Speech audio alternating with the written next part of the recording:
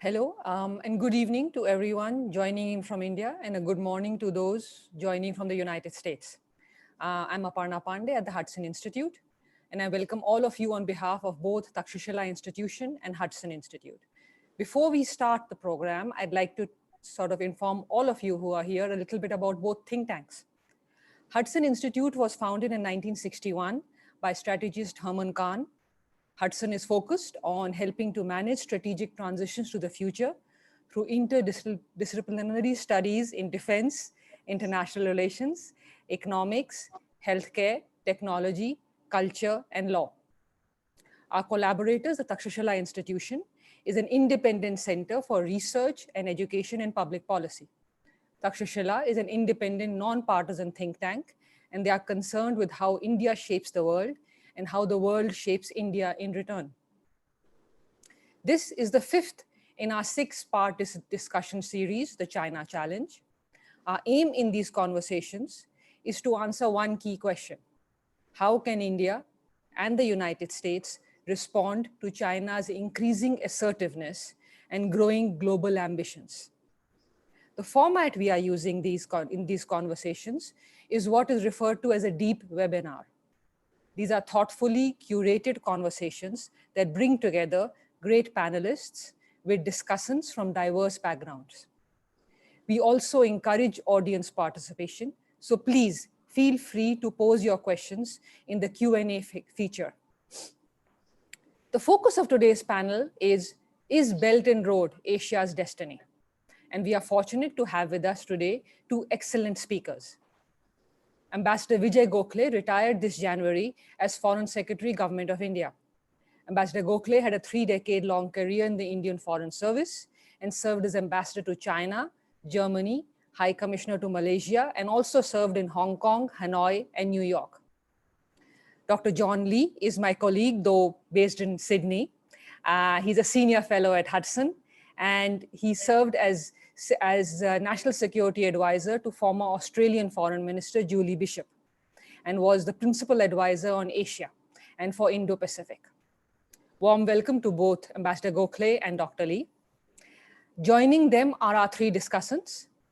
Bhim Subba is Assistant Professor of Political Science, who studies international relations with a focus on China and India at Hyderabad University. Chitra Muthumani is a technology manager with experience in application development across different industries. She's a graduate of Takstashila's Defense and Foreign Affairs course and an avid follower of strategic affairs with a particular interest in civil-military relations. Nishant Rajiv is a research analyst at ISAS, National University of Singapore. He holds a bachelor degree in engineering and a graduate certificate from Takshashila. Ambassador Gokhale, I will start with asking you to explain India's view on Belt and Road Initiative. What is India's objection to BRI? Is it purely, as some people say, the China-Pakistan economic corridor which passes through Kashmir? Or is there a bigger strategic concern? Thank you, Aparna, and I want to thank the Hudson Institute and the Takshashila Institute for inviting me today for this deep webinar. Let me begin, Aparna, by trying to situate the way in which India looks at BRI in a larger context. In some ways, the takeoff stage of the Chinese economy very neatly dovetailed with the end of the Cold War, the fall of geographical barriers, the age of the internet, and China took full advantage of this, and credit goes to its leadership for that. And for 33 straight years from 1977, when Deng introduced the four modernizations, right up to 2010, it grew at roughly 8% per annum in real terms. That's a real fast pace of growth. Now, of course, by 2010, the process had begun to slow down. It was inevitable. And the global financial crisis that came at the end of that decade also gave a shock to the export-led model of growth. So we were already seeing a Chinese leadership which was talking down the GDP numbers and was also talking about addressing demand-side issues, not just supply-side issues. So the short point is that there was some readjustment of overall Chinese strategy that had become inevitable whoever succeeded the Hu Jintao Wenqiabao Gokhale. Now here, I think the new leader of China made a difference. He is an exceptional leader, and I don't, by using the word exceptional, I don't intend, it's not judgmental. But he is certainly different from his two predecessors. And what he did was essentially to pull this entire economic readjustment into a larger strategic framework. That was what he really did. He fancies himself as a leader who, in the next 100 years, will be the shaper of China's destiny, in the same way that in the first 100 years, Mao was the shaper of China's destiny. And so he put it in the context of a shift of the economic center to the Indo-Pacific, the shift of the balance of power between the United States and China, and so on and so forth. And what he came up with, or one of his strategies, was the One Belt, One Road, or Belt and Road Initiative. And therefore, you know, the Belt and Road Initiative is not purely economic. It's not purely strategic. I think it's a mixture of the two. Now, you know, India's view has been crystal clear from the start. And our concerns with the Belt and Road are not just, should not be conflated with our concerns with the China-Pakistan economic corridor.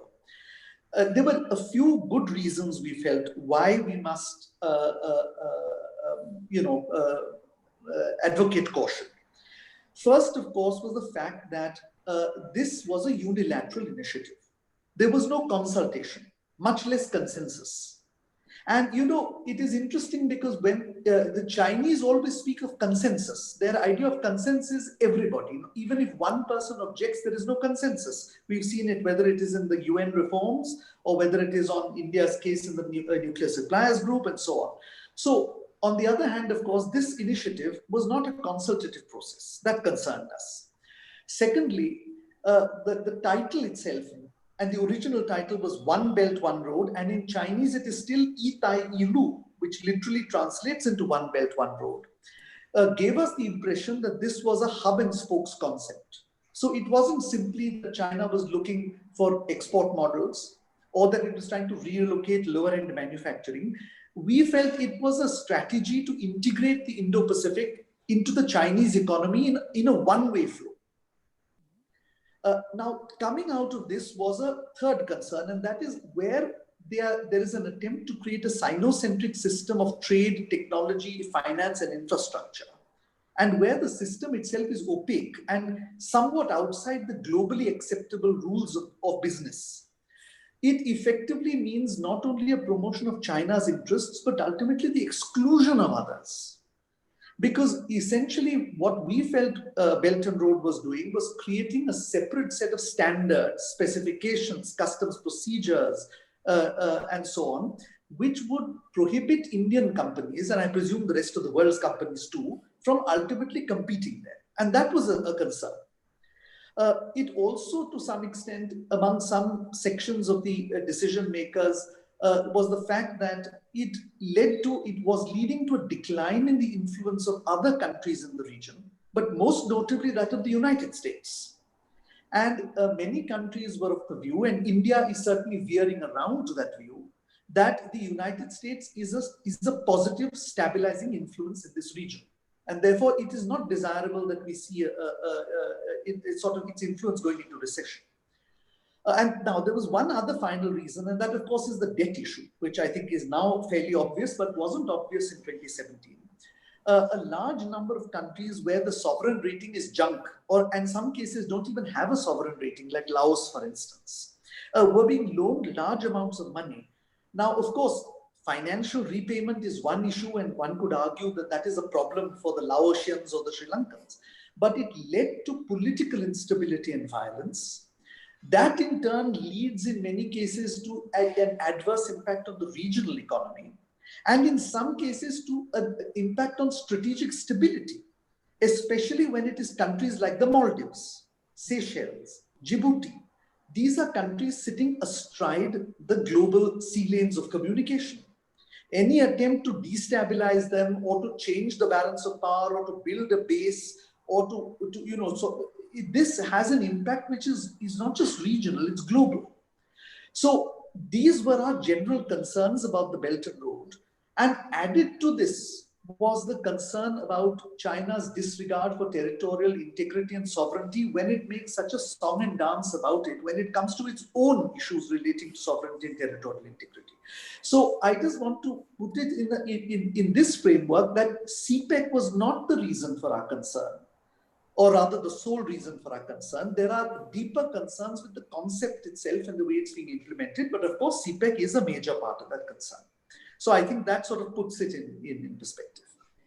Thank you, Ambassador. A lot of what you said I want to come back to, but I'd like to, but since you mentioned United States and the fact that Chinese aggression sort of spreads beyond, I'd like to bring in John Lee, and I'd like to ask John, if sort of, could you provide I'd say the American and the Australian perspective that, why is it, for example, many people say it has taken the US or maybe even Australia so long to view the Chinese threat or to view BRI as being problematic?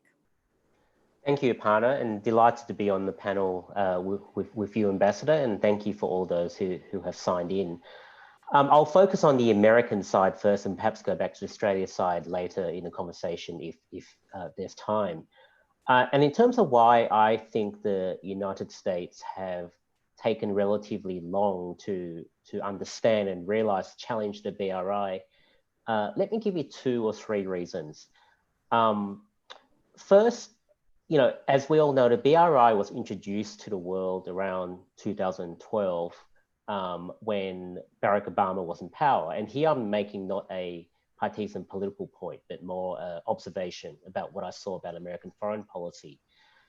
Now, from my view, many people in the Obama administration and in the Washington strategic community more generally were actually quite hard-headed about the reality of what the BRI was intended to achieve, which the Ambassador spoke about just now. The Obama White House, though, was always reluctant to call that out, to speak openly about their concerns with the BRI, because they were after much more cooperative outcomes, for example, such as to achieve a climate change agreement, which preoccupied the Obama administration really in the last 3 years of that administration. So I would have to say that from around 2014 onwards, it seems to me that the Obama White House was desperate to gain Chinese tactical cooperation, even if that came at the expense of sacrificing American strategic objectives in the region. So that's the first reason that I would point to. The second one, which is not necessarily particular to the Obama administration, is that, and I would have to admit that the United States, like many regional allies, including Australia, we only seem to be interested in maritime economies and maritime strategic issues. We're not really continental types of countries, and that's the same with all the American allies as well. So in the early days, I'm talking 2012 to say 2016, China was mainly making a lot of big moves in Central Asia and also in some continental areas of South Asia. And to be frank, that didn't really interest the United States that much. That just wasn't seen as something that was that important to the United States. Now, the third reason I would offer is that it's only been around since about 2017 that Xi Jinping has been explicit about what the BRI was intended to achieve. I remember being an analyst or researcher, back in 2014, 15, voicing concerns to the BRI, and you were always trying to prove a negative. You're trying to prove that what the Chinese were up to, even though the evidence wasn't as yet solid or incontrovertible. So it's only been around 2017 that Xi Jinping has been clear that the BRI is explicitly a Sino-centric economic and strategic framework for China to achieve. It's for China to dominate supply chains, infrastructure, technology, commercial standards, legal standards, and even normative standards. So in a sense, for those who were reluctant or slow to realize what the challenge of the BRI actually is, I think we owe a huge debt of gratitude to Xi Jinping. I personally think that it's a combination of domestic priorities and also hubris, which has caused the leadership under Xi to be so upfront about the objectives. But now I think there is no doubt what the BRI is actually about. Thank you, John. I'll come back to some of the things you said, but I'd like to turn to Ambassador Gokhale again. Ambassador, you spoke about, how China, how BRI in some ways is a hub and spokes model. So everything leads back to China. If you look at South Asia, I mean, India's neighborhood or India's backyard has always been central to Indian foreign policy. And yet, with our exception, every other country in our region, we leave aside Bhutan, is part of BRI. And sort of even before BRI, they had close relations with China. So it's not just Pakistan, it is Nepal, Bangladesh, Sri Lanka, Maldives. Has our objection to BRI helped us counter China in South Asia, or were we too slow to react to BRI entering South Asia? How do you look at how Delhi has viewed or maybe acted or not acted soon enough to counter China's deep penetration into each and every country of our neighborhood? And you talked about diplomacy. There are 3 countries, Maldives, Sri Lanka, and Pakistan, which are deeply indebted to China. What was maybe some of the lost opportunities? I wouldn't say mistakes, but I would say lost opportunities or slow reaction by Delhi. And does Delhi have any options you see? Yeah. Thank you, Aparna. That's a very good question because I think this needs to be answered. Let me start by saying that it is not because of the BRI that we are seeing the spread of Chinese influence in South Asia. Nor is it something which is peculiar to India, because I know that in India, a number of strategic analysts are wringing their hands over the fact that there is some kind of we are losing the backyard, as you said. My own sense is that in a globalized world, there is no backyard. And let's take a look at the facts on the ground. I mean, for 2 centuries, Latin America under the Monroe Doctrine was the American backyard. But who is sitting in Venezuela at the moment? The Russians and the Chinese. Eastern Europe, Ukraine was the Russian backyard. You have NATO sitting there. Central Asia was the Russian backyard of the Chinese sitting there. The South China Sea, the Chinese considered their backyard of the Americans sitting there. And of course, John very well knows that the South Pacific was Australia's bailiwick, and look who's sitting there, the Chinese. So my point is, I think we should move away from this hand-wringing over the loss of South Asia and look at the reality. The reality is the Chinese economy is 5 times the size of the Indian economy. It is an export-led economy. It is the largest trading nation in the world. It's the largest investing nation, or the 2nd largest investing nation in the world. And there's therefore bound to be a spread of its economic and political influence in the region. Now, where does India come into this? I think, first of all, there is a change in the mindset in India. What has happened under the government of Prime Minister Modi is a move away from precisely the point that John made, which is a move away from India considering itself to be a continental power to considering itself to be a maritime nation, a back to the sea concept. Because, if you look at it, Aparna, before 1800, when we were colonized, where did India's real wealth come from? We were, after all, the world's largest or 2nd largest economy for a millennia at least. It didn't come from the Indo-Gangetic plain, though that was the granary of India. It came from our coast. It is Gujarat, the Carnatic, the Malabar coast, the Coromandel coast, and Bengal. This is where your wealth was generated. So in a sense, Prime Minister Modi, first of all, has said, our focus shifts from the continental boundaries to the maritime boundary. That having been said, this government, and I would think any government of India, is fairly clear-eyed. We don't have the financial resources to compete with China. That's a given. We have oversight and accountability to a much greater extent than China, so we can't do certain things the Chinese do. And of course, there are capacity constraints. I presume that's what you're referring to when you say, we were a little slow off the mark.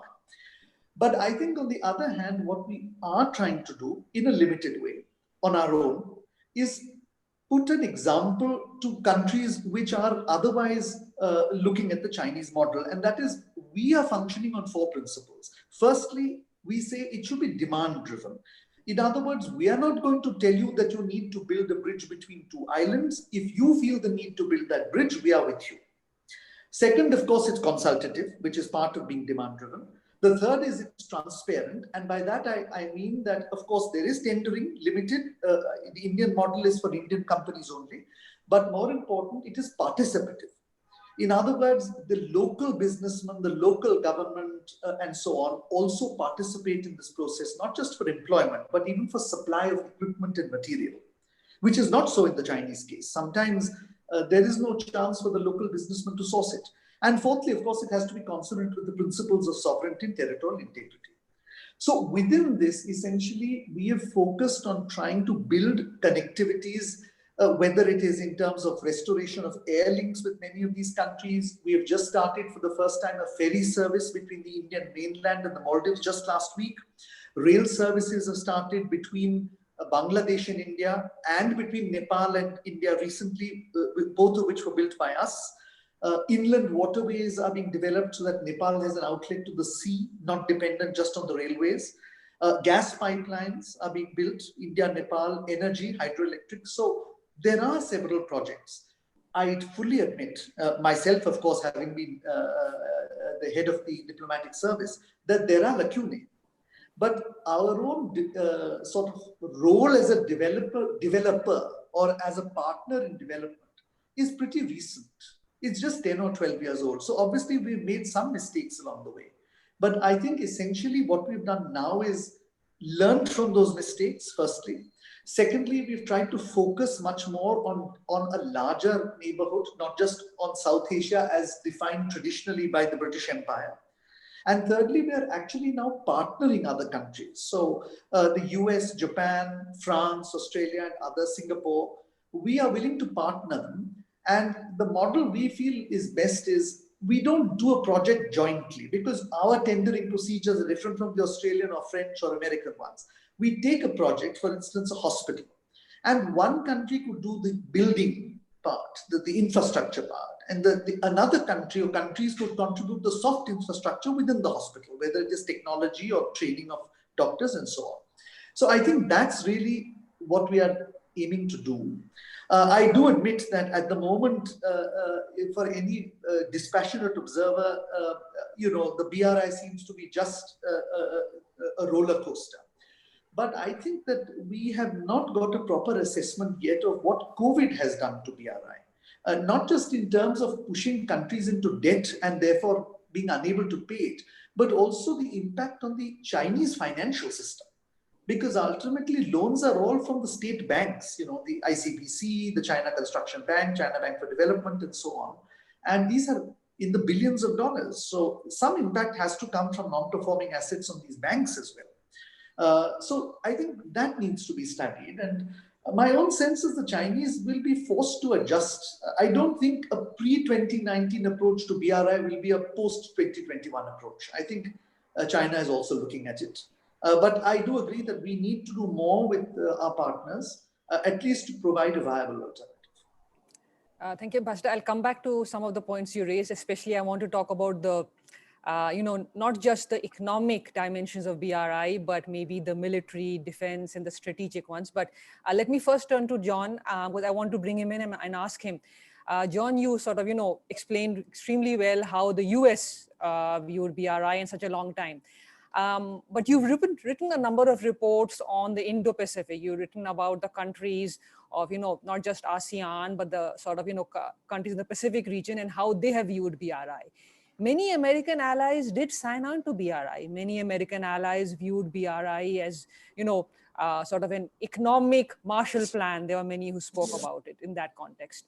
So have some of those countries changed their perception post Laos problem, Cambodia's problem, Sri Lanka's port, and Maldives problems, or sort of is it a mixed bag? I would answer it this way, that many of the countries that have signed on to the BRI, particularly in Southeast Asia, for example, they're not naive. all of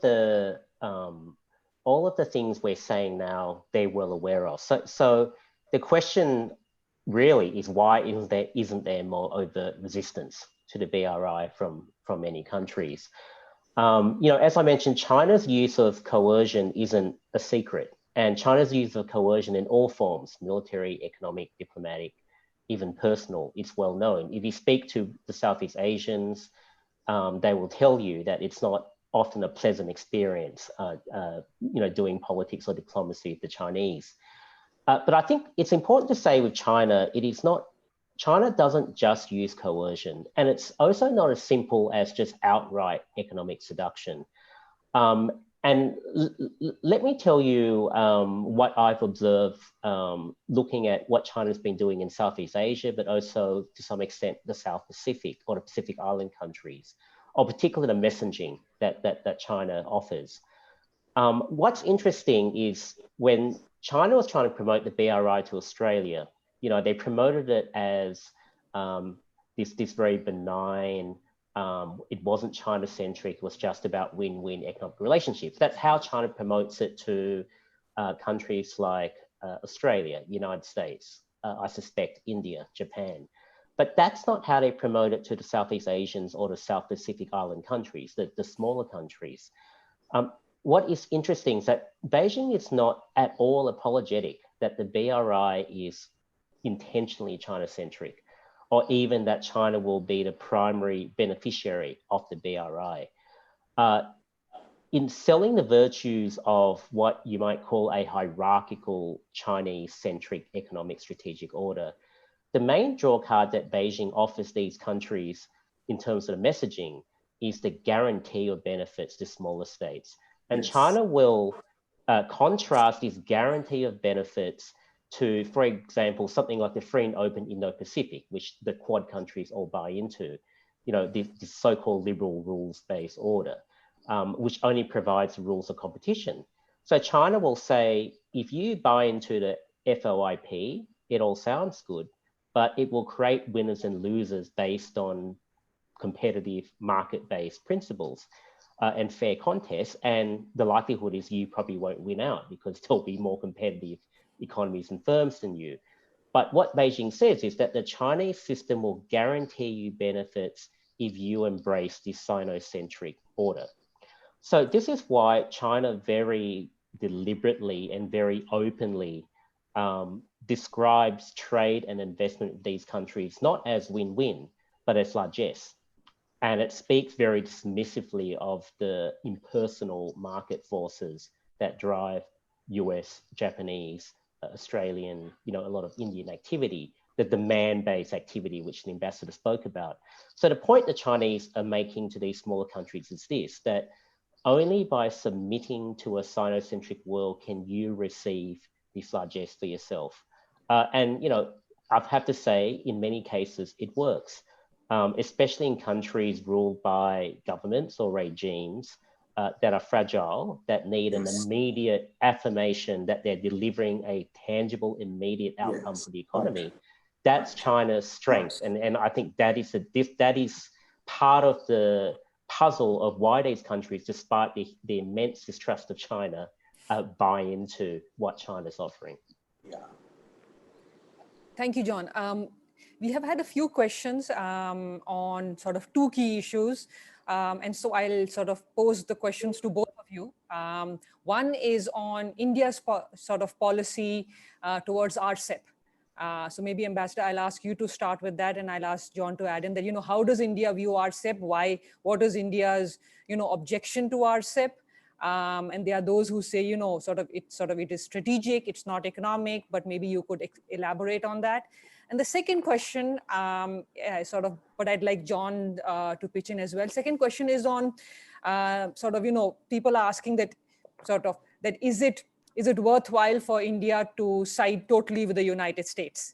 Should India hedge, or should India sort of really join with the US? And the reason I'll bring this question up is I'm sure both of you do see what the Global Times very often tweets on, or its editorials say, basically that the reason India is facing a problem is because India has gone into the American camp. I don't buy that, but I'm just throwing it out there just because there are people who believe that, India should remain sort of, not non-aligned, but strategically autonomous. It should make its own decisions. It shouldn't join any camp. But I'd like your comments on that. Ambassador Gokhale, if you could start. Yeah, thank you. Aparna, on RCEP, I think I want to take off from the point that John made about why ASEAN economies, for instance, do business with China despite the concerns, because he actually hit the nail on the head. And the converse of that argument is that the Americans, when they really consolidated their position in Southeast Asia, it was essentially because the Southeast Asians feared external subversion from the Soviet Union, communism, and therefore they needed the military protection. Of course, that has gone now. And as John very correctly said, what is the key factor now driving these countries is meeting domestic expectations. So it's essential that other countries, China has realized this, as John very correctly said. India and the United States and others, maybe even Japan to some extent, needs to realize this. Now, my own personal view of RCEP is that I feel that we should join. But let me explain. I think the broad sense in the government was that we already had free trade agreements individually as well as collectively with the 10 ASEAN countries, with Japan and Korea, and we were actually talking to Australia and New Zealand. So there are already free trade agreements in place. Our experience with those free trade agreements was essentially that we had agreed to doing an agreement to trade in goods on the promise or on the presumption that subsequently these countries would do an agreement on trade in services. Of course, that didn't happen, or at least it didn't happen to India's satisfaction. So you have a double whammy situation where on the one hand, the assessment in India is that the free trade agreements with ASEAN haven't really helped the Indian economy proportionately to what we've given up. And you then have the second part of it, which is that, look, the only country we don't have a free trade agreement with is China. So essentially, it is entry of Chinese goods into the Indian market through the back door. So essentially, these were the factors that really concerned us. And rightly or wrongly, I think there is a perception in India, and I think it behoves some of the ASEAN countries and perhaps even countries like Japan and Australia to try and remove those misconceptions. I do know that certainly when I was in government, the Prime Minister of Australia was quite proactive in this, and that was appreciated. A number of sort of misconceptions or misperceptions were cleared up by him. But I think we need more engagement. On the question, of course, of what the Chinese call tilting towards the United States, well, I have served in Beijing, so I have the distinct pleasure of knowing the editor of the Global Times. Indeed, he's had lunch at the Indian ambassador's residence many times. I don't think the Global Times represents the mainstream thinking. But I think we need to understand that it is a tool of diplomatic practice in China to put psychological pressure by suggesting that somehow you are just not independent and able to exercise free will, and that somebody is manipulating you, to put you on the defensive and to say that, look, oh, you know, I'm an independent power. Now, I don't think in the 2020s, India should really be concerned about that. I think our independence has pretty much been proved. And I think if anybody had any doubts about the nuclear tests of 1998, I think all subsequent actions since then has also established it, including BRI, by the way, or our opposition to it. Therefore, my own view is that if it suits our interests, and if there is some kind of a sense on both sides that we need to improve the relationship, we need to improve it. And I think the Chinese need to understand that just as we didn't take their actions to be hostile when they improved relations with the United States, or for that matter of fact, when they now have good relations with Russia. We give them the benefit of the doubt. We expect them to give the benefit of the doubt. And if they don't, my own view is it's just too bad. Our relations with the United States are on a continuously improving trajectory since the year 2000 through several governments. So it's multi-partisan or bipartisan certainly, and that trend is going to continue. And I think that while it's not aimed against China, but the Chinese simply cannot have a veto on this. Dr. Lee? First of all, on RCEP, the fact that India hasn't joined, I think it's superficially damaging, but it's not damaging in a substantial way. I say it's superficially damaging because the optics is that India is excluding itself from the Asia-Pacific or Indo-Pacific, agreement. But I think it's only superficial because the reality of RCEP is that RCEP replicates a lot of the ASEAN type agreements, which are agreements really about tariffs and so on, but they don't get at the heart of what we really need to get at, which is behind the border obstacles, and particularly trade in services where there's still a lot of protections.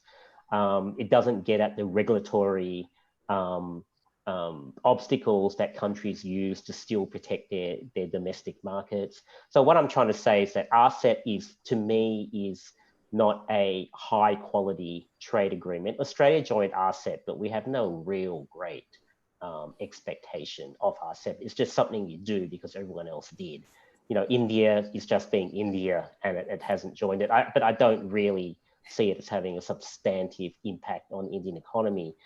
On the second question about India and the US and the Global Times, the Global Times does this to Australia a lot. Global Times is extremely good at presenting false choices.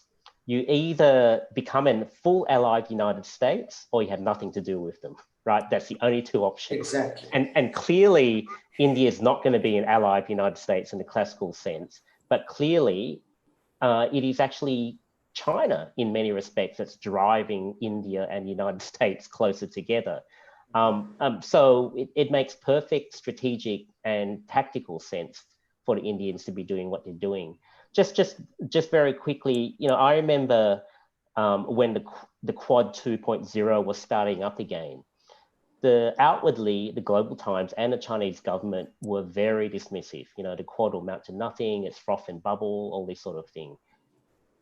Behind the scenes, and I'm sure the ambassador knows this as well, the Chinese were extremely worried.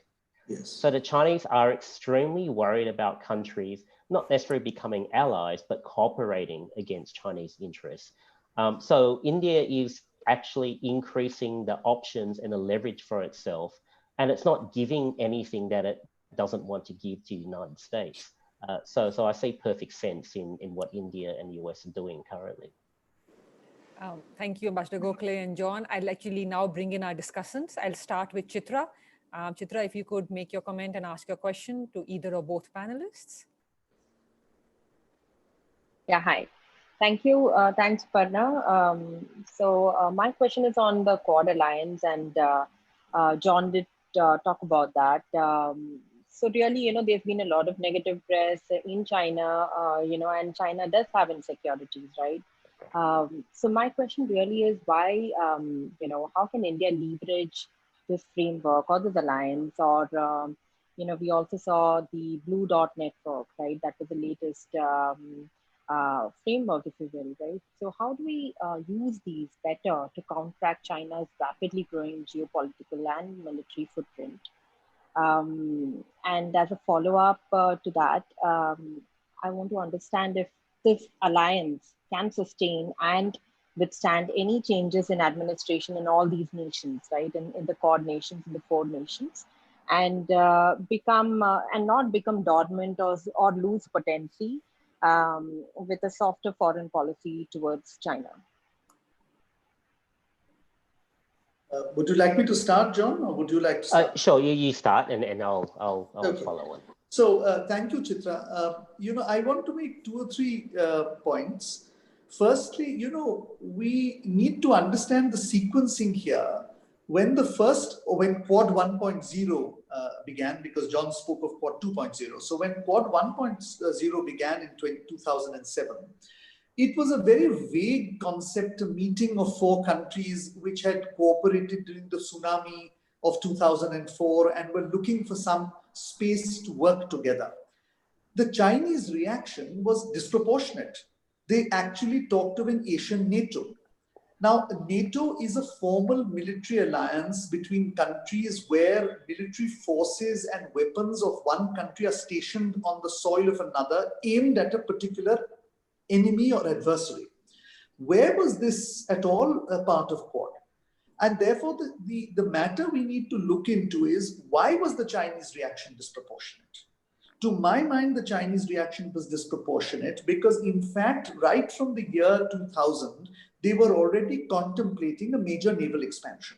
And that was already evident from the purchase of this second-hand aircraft carrier from the Ukraine and a number of other sources.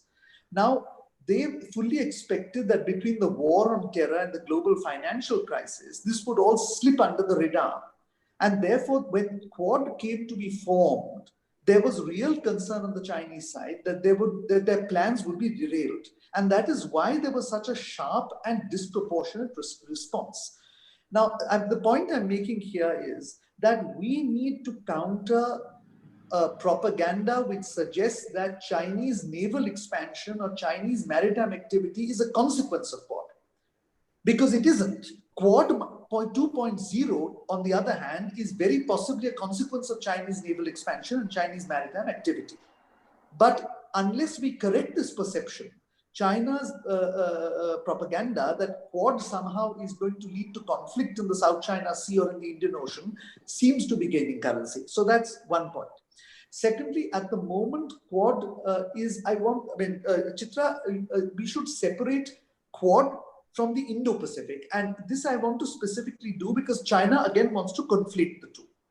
The Indo-Pacific is a much larger concept, a vision, still coming to be formed because America has its own view, India has its own view, Australia has its own view, and so on and so forth. The Quad is a mechanism. It's a plurilateral mechanism, just like Russia, India, China, or BRICS, and so on. Now, if China seems to think that four like-minded countries working together is somehow a threat to it, then I pose the question to the Chinese, should we take a quadrilateral meeting between between China, Pakistan, Afghanistan, and Tajikistan right on India's border as aimed at India? Or should one assume that exclusion of India from the countries discussing Afghanistan, which is United States, Russia, China, Iran, and Pakistan, is against India? So we cannot, we should, I think we need to separate the two. Indo-Pacific is a big concept. We are all buying into that concept. Quad is a mechanism. And as a mechanism, certainly we need to work together because you can't just go on values. You have to actually do something. And we are beginning to do that. And one of those is precisely to offer alternatives to the Belt and Road Initiative. Now, the Chinese, of course, conveniently don't see this. They go straight from values being some kind of a code word for subversion of the Communist Party to a military alliance, in some sense being a code word for containment of China, where it's nothing of the sort. So I think really we should focus on moving the Quad in a direction which moves beyond a platform of values or shared systems of governance and so on, to actually seeing how we can cooperate to maintain the free and open Indo-Pacific. That is, whether it is anti-piracy, whether it is humanitarian assistance and disaster relief, whether it is infrastructure development or helping maritime countries cope with the environmental disasters and so on and so forth, and then see how it goes, where it goes to that point. That at least is my view. Chitra, thanks for the question. I'll answer it in reverse, in the sense that I'll begin with your last question, which was, if can the Quad survive a change in governments in the Quad countries themselves? I think it can if the Quad has tangible, actual policies that is doing. And the ambassador is completely correct to say that it cannot just be about values. There has to be some action based on the Quad framework. And if that occurs, then whichever government comes after in the four countries, the Quad will remain as a framework. Now, what sorts of things will the Quad do? I think it's important to both not undersell or oversell the Quad. So it's clear that the Quad is not going to be, as mentioned, a military alliance or a NATO type alliance, or even a hubs and spokes alliance. It's clear that the Quad doesn't commit India to participating in a military conflict in the East China Sea or the Taiwan Straits. But the key is to look at areas where all four countries are prepared to are prepared to expend resources and effort. And I think to do that, the military dimension that's often spoken about, I think it's actually the non-military dimension, which is potentially, well, not just potentially, it's actually occurring now. So for example, one aspect of countering the Belt and Road is about countering the digital Silk Road and the values and the infrastructure around a digital Silk Road that China's trying to create. That's something which India, Australia, Japan, and the United States is very keen to do and can do. So I'm talking about things about coming up with digital infrastructure between the Quad countries and Quad Plus countries, coming up with export controls and industry standards that suit Quad countries and Quad Plus countries. I think it's these sorts of meaningful cooperation in the interest of all four countries which will keep the Quad framework alive. The last thing I would say is that if you look around, my region, most countries are hedging, but the Quad countries are all in their own way balancing or countering China. So from that point of view, the Quad is the right grouping because it is the right four countries who are trying to think creatively about countering and who are not just hedging or remaining on the sidelines. But it's about finding ways that all four countries are prepared to actually act, rather than when talked to high-handedly about values or military alliances or those sorts of things. Yeah, thank you. Thank you, Chitra. Bheem, I'd like you to offer your comment and ask your questions now. Yeah, thank you, the Hudson Institute and the Takshashila institution. And my question is to both the panelists.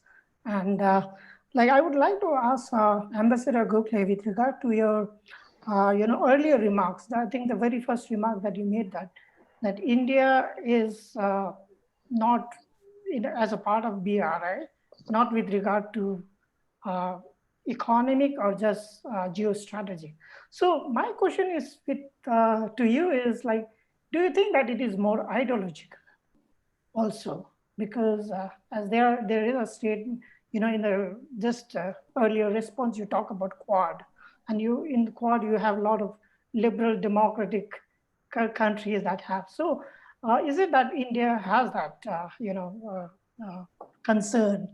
And to Dr. Lee, fascinating presentation. And my question to you is with regard to after 2013, or so to say early 14, Xi Jinping made a very strong, I think, statement, in one of those security SICA, that is for Conference on interaction and confidence building measures, where he said that Asia is for Asians. So how do you see BRI fitting into the whole, this kind of a security framework? Because that would be, again, looking into what Japanese made that call in the imperial, imperial, what Japan did that, I think, in the World War, I think, prior to the World War, World War II. Thank you. Thank you, Bheem. On the ideological front, India does not look at BRI from an ideological perspective. It is essentially the concerns are outlined, which are both strategic and economic in the long term, in the sense that even the economic impact of certain things like exclusion of Indian companies is ultimately a strategic problem for us. But let me reverse the question. How does China look at us? because I would think that they look at us in a somewhat ideological way, simply because really economically they are 4 times our size, or perhaps even 5 times our size. I mean, really, it's not something which in the near term we are going to reverse. Militarily, I don't think there is an appreciation in Beijing that we are a threat. By threat, I mean that, we are going to use weapons of mass destruction or cause substantial economic loss. So where is the concern? And to my mind, the concern lies in the fact that a country which is developing, which is as large, which is as constrained in terms of resources, which is as populous, is a thriving democracy. To that extent, how do you justify to your people by telling them that your model is better when there is a country in the neighborhood which may not be at this moment doing as well as you economically, but which still allows its people the right to choose their leaders? So my own view is that we sort of accept the Chinese contention that, we are not exporting communism, as somehow assuming, therefore, that they're not ideological. But of course they are, because the survival of the communist, legitimacy of the Communist Party depends on proving other systems to be weaker than them, or inability to deliver. And frankly, the target is not on the American back. I mean, Chinese democracy, the target is on the Indian back. You have a country as large, as populous, as developing, as poor, as diverse, which still sustains a democracy. So my own view is we don't look at BRI ideologically, or at China ideologically for that matter, but the reverse, I mean, I think is that they do look at India ideologically. Thank you, sir. On this phrase, Asia for Asians, I'll answer it in a couple of ways in terms of how I interpret, what Xi Jinping means or what he's trying to achieve. And I go back to, I guess, what I would consider Chinese. What is China's objective? It wants to emerge as the preeminent power. Okay, we all know that, the Middle Kingdom. Now, how does it achieve that? It can only achieve that if it in some way eases the United States out of the region. And what is the easiest way, or what is the most direct or effective way of doing that? It is to weaken the appetite or the credibility of American alliances in a region. If those alliances and partnerships aren't there, the United States can't remain in the region in the same way. If the United States can't do that, then there is no effective balance against China. That's how China thinks about it. So this Asia for Asians, first and foremost, I think is very much aimed at the Americans don't belong here. They are interlopers. They don't share whatever our means, our values, our history. Their presence here is an accident of a fairly recent history. So that's one meaning of Asia for Asians.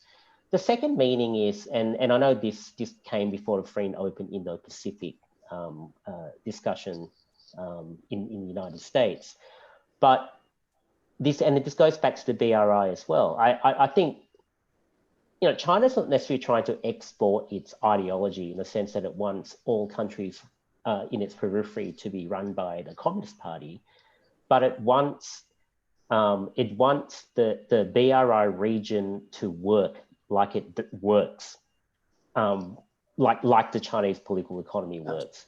That is, the Chinese Communist Party effectively wants to engineer or predetermine outcomes, economic outcomes, social outcomes, and so on. And that is not a very free and open Indo-Pacific way of doing things. So for me, I wouldn't say the BRI is necessarily ideological, or what the Chinese Communist Party is trying to do is spread its ideology, but it's trying to manufacture a situation such that the Indo-Pacific region works similarly to the way that the Communist Party exercises power domestically. So Asia for Asians, they're the two ways I understand what you meant by that. Thank you. Thank you, Bhim. I'd like to invite Nishant to come in and join the conversation and ask his questions or offer comments. Firstly, I'd like to thank Takshashila and the Hudson Institute for organizing what's been so far a great panel discussion. I want to take off from something Mr. John Lee spoke about, which was how China is getting investments in authoritarian sort of regimes, but when I look at some of the countries in Southeast Asia and South Asia, a lot of them are developing their economic policies. They want Sri Lanka and Bangladesh want to be positioned as connectivity hubs. Indonesia has its global maritime fulcrum. And coupled with this, I think there is a tendency, at least in South Asia, where there is a sort of foreign policy and especially relations with India is entering domestic politics. So in that situation, I think there are domestic constituencies building up in some of these countries for engagement with China on the BRI at least. So how would you suggest that countries like India, US, Japan, and Australia proceed in sort of not exactly breaking down these constituencies, but limiting their effects so that death traps and other such things don't occur? Yeah, thank you.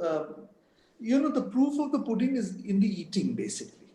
So if we are able to actually do projects there which show results, which show that there are alternatives, then to that extent you reduce the influence of these constituencies.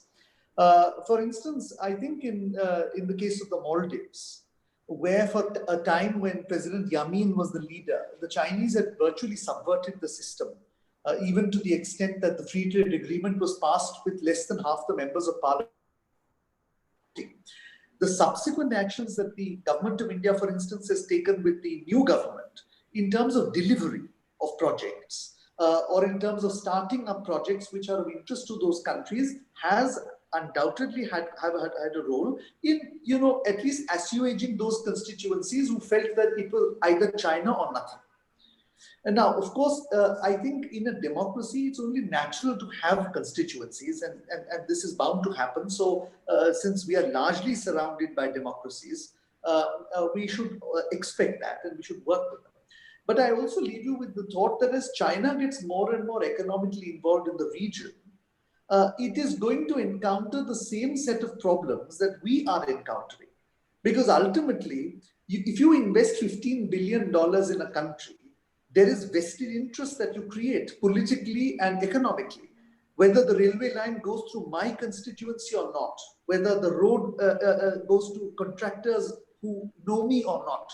And willy-nilly, you get sucked into politics. So one area of study which we should be looking at 5 years or 10 years down the road is what is the impact of China's BRI on perceptions about China? Because I suspect that if you talk to people who have done some good work on this, and Andrew Small is one of them who has done work on the CPEC, that opposition to CPEC is not coming from the government. It is coming from business interests in Pakistan. The business interests feel, for instance, that there is no local sourcing because even the nails are bought from China since it's cheaper. And in many cases, the Chinese package as it is comes with the labor also. So there's no local employment benefit. So I would certainly say that one, we have to deal with these constituencies which want more Chinese investment by actually, doing things on the ground. Secondly, we need to see how the Chinese are going to deal with this because it's very new to the Chinese. They seem to think that they seem to think the American model is not something for them where you get involved in the politics of the country. But of course, they are mistaken. When you spread money around, if you want to protect that money, you get sucked into domestic politics. So let's see how the Chinese handle that. I suppose the way I'd answer the question is to say that if we go into South Asia or Southeast Asia or the South Pacific and say you must not or cannot invest in Chinese BRI projects, we will fail, right? Because we can't say that, we can't force them to do that, and it doesn't make sense for them to issue that blanket ban on Chinese investments.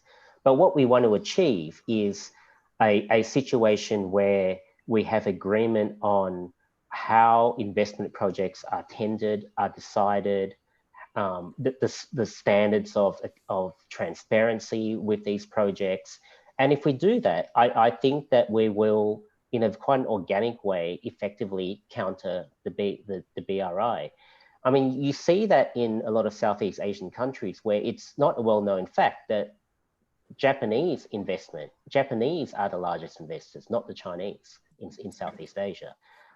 It's just that you hear about China because it's so politicized and they invest in some very large standalone projects.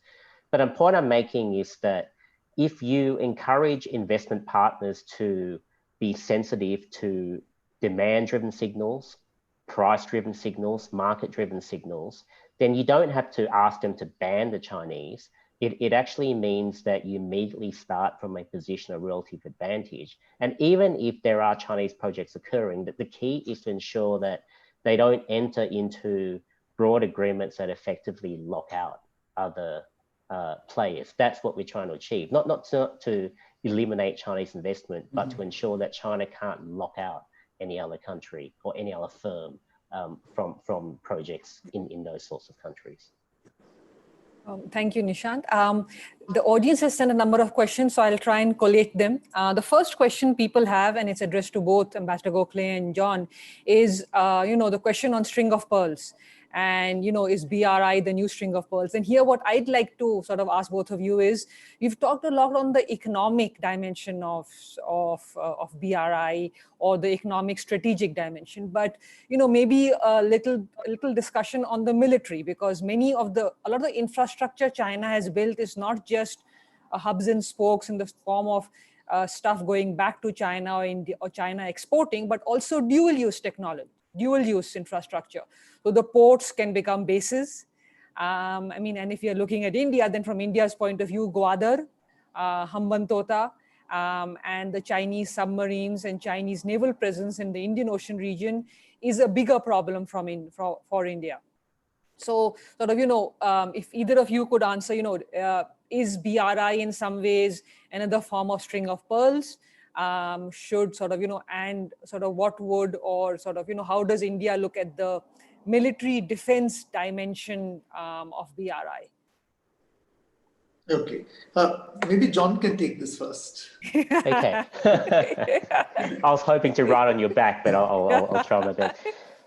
When it comes to, first, I'll talk about string of pearls in a minute, but when it comes to military ports in East Asia and the Pacific, to me, in terms of what China's trying to create, it's not that difficult to understand. It's essentially what Imperial Japan tried to achieve, a few decades ago in terms of the location of ports, military ports, and so on. Now, where the BRI comes in, and this is where, I've used the term the Djibouti example. And what China tends to do is say, all right, first of all, we'll start up a civilian port, and then they invest more in the logistics of it. And then they invest more in running the logistics of it. Then they invest more in related infrastructure that links it and so on and so on. So eventually you have this mission creep. And before you know it, you actually have a military grade facility. Eventually then you have Chinese military troops in there to guard military interests or guard against piracy. And then you end up with Djibouti, where it's basically a military port. So from that point of view, I feel that the BRI, yes, it is a string of pearls, or it is designed to give military effect to the so-called string of pearls through that economic avenue. But I should also note, when we talk to BRI, we have to always remember that, look, the BRI is real, but it's also an enormously hyped brand. China calls everything it does as part of the BRI. So from an analytical point of view, I think we have to be careful about sort of beginning the BRI as the basis upon which everything that China wants to achieve strategically, militarily begins. Yeah. Thank you. I agree with everything that John has said. The ports start off as dual-use ports. but they can, of course, be converted for semi-military or even for military purposes. Now, that having been said, whether it is Chokfu in Myanmar or Hambantota in Sri Lanka or Ream in Cambodia, the question is, do the Chinese need that many bases in the region to enforce an Indian Ocean presence? My own sense is, if you look at the way they're developing their naval capabilities, of course, they need places to turn around ships and so on and so forth. But they don't necessarily need a string of pearls to do so. They have Djibouti. Gwadar, we can presume, will become a naval base, because really it makes no sense from the trade perspective, since Karachi port itself is underutilized. So, and it's absurd to believe they will drive goods down from the 20,000 foot Himalayas to the sea. But I think if you look at the aircraft carrier groups they are forming, if you look at the Marine Corps they're establishing, if you look at the supply ships that they've launched, the Chinese can actually sustain a permanent presence in the Indian Ocean by 2030 without necessarily building these ports. There's one aspect, however, which we ought to look at, and that is that the weaponization of infrastructure is not only military. For instance, if you can control civilian ports, you can actually control the flow of trade in and out of that. All you have to do is delay the entry of an Indian ship into that port, or a Japanese ship or an American ship, by 2 days. And the leverage you get in terms of economic benefit is enough. So you don't necessarily have to put a submarine there. Now, that the Chinese are certainly doing. What they're essentially doing is weaponizing BRI projects in order to gain maximum diplomatic and strategic space, whether it is in a particular country or in the region around that. And that's really what we have to be careful of. So, for instance, BRI projects in Europe, there's no military content to it. But the objective of a BRI project is to ensure that the European Union splits, or that they create enough fissures within the European Union to prevent, say, the EU taking a unified policy on Tibet or on Xinjiang, or on global business practices which are not in keeping with global rules, IPR and so on. So these are also strategic objectives of BRI, not necessarily military, but strategic. Thank you, John. Ambassador Gokhale. So we have a provocative question from the audience, which is in response to something both of you said, that why shouldn't Quad become Asian NATO? Why are we sort of, why does India, or why do the countries not want it to become a NATO, considering what China is doing? So would either of you or both of you like to take a stab at the answer? Well, I guess a very simple answer is, does Australia want to be involved in a border war between India and Pakistan? No. Does India want to be involved in the Taiwan Straits? No. So what I'm trying to say is that none of these countries want to be involved. Well, certainly India doesn't want to be involved in East Asian wars, and the United States and Australia and Japan does not want to be involved in Indian continental wars. So when you have that situation and the misalignment of interests in that military context, you can't have a collective security agreement. So my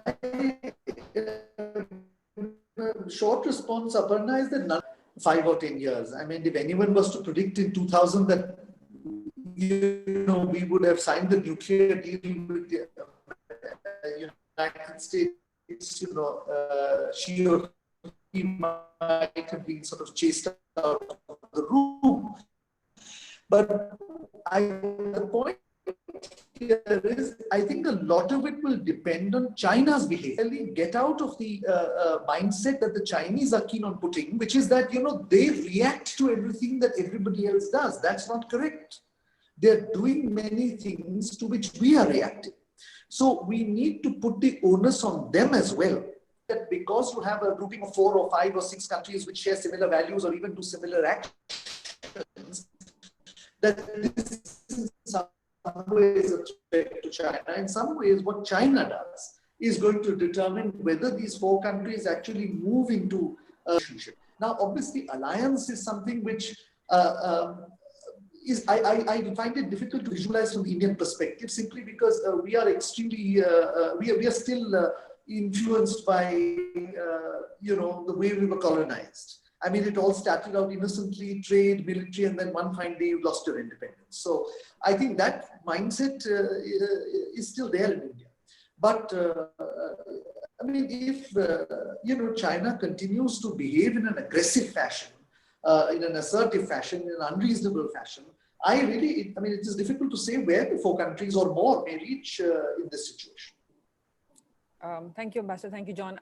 So final question. I know we have around 5 minutes left. There have been a number of questions asking, on what India is doing on the developmental side. Ambassador Gokhale mentioned a bit about sort of what India is doing, but there have been questions on the Asia-Africa growth corridor, on India's assistance to South Asia, especially Afghanistan, and on, what is India's counter developmental strategy, both in the region and beyond. And the reason I'm going to add a twist to this, which is Ambassador Gokhale mentioned the impact COVID will have on China. Yes, it may reduce China's, economic resources, but will COVID have an impact on India's economic resources as well? Will we face a resource crunch when we try to implement some of the projects in the neighborhood? And sort of the reason I say this is that for a long time, the impression many countries had was that India promised a lot. It took a long time to deliver. So what I'd like to ask both of you is, Ambassador Gokhale, if you could talk on the Asia-Africa growth corridor and India's assistance to Afghanistan and the neighborhood, and how that may be impacted in the coming months and years because of COVID. And John, how do you see, not just Australia, but how do you see US countering BRI? Both under Indo-Pacific, but also under OPIC, the new organization which has been set up for developmental assistance in the Indo-Pacific region. Do you see any challenges it's going to face in the coming months and years? And do you see any any opportunities there? Ambassador Gokhale, I'll start with you. Yeah, so it's an absolute fact that COVID is going to also impact on India's financial position and therefore our capacity to assist others in developmental projects. But I think that the projects which have already been decided upon the government works out its financing over a medium to long term. And I think that there will be no impact on such projects. But on newer projects, I do agree that if we don't come out of this economic slump quickly enough after COVID, it might have some impact. Now, as far as delivery is concerned, as I said earlier, there were capacity constraints. I acknowledge that. I just want to point out that in addition to capacity constraints on our side, there are sometimes factors on the other side which make delivery difficult. For instance, the trilateral highway, which is supposed to cross Myanmar into Thailand and then into Indochina, it passes through the Rakhine state. To the extent that there is political instability there because of what is happening between Bangladesh and Myanmar and what is happening with the people of Rakhine, the project has stalled. Similarly, in Iran, since somebody talked about Afghanistan, in Iran, the whole idea of building Chabahar port and then the railway line from Chabahar to Zahedan was to have an independent way for not just India but others to access Afghanistan and to access Central Asia. Now, essentially what has happened is the railway line cannot get built because India cannot give it a loan because Iran is under American sanctions. And the Americans are not willing to make an exception for the Chabahar-Zahedan railway line loan. So sometimes there are other factors that can also impact on this. Notwithstanding that, I think if you see the projects we've done, of course in Afghanistan, where we've done a huge number of projects, from the parliament building to the Friendship Dam to the electricity lines, power lines in Kabul, but even in Bangladesh and Nepal, where we've done the cross-border links and trading marts, and so on, I think you will see that if you look at it in the last 3 to 5 years, what we've done, a better picture will emerge than if you look at it in the last 12 or 13 years, because I think there was a learning curve, but I think we're getting better at it. And the government is taking a lot of efforts to improve that, to improve John? delivery. Yeah. Thanks, Aparna. I'll answer it this way. It seems to me, beyond the obvious health and economic devastation that COVID has caused, and when pandemic subsides, that we'll have to manage, it seems to me, and it's not yet proven, but I strongly suspect, and there's evidence of it, that COVID has changed quite dramatically attitudes to trade and economics. It used to be about, how do we get the most efficient, best project or form of financing, essentially what many people call liberal economics.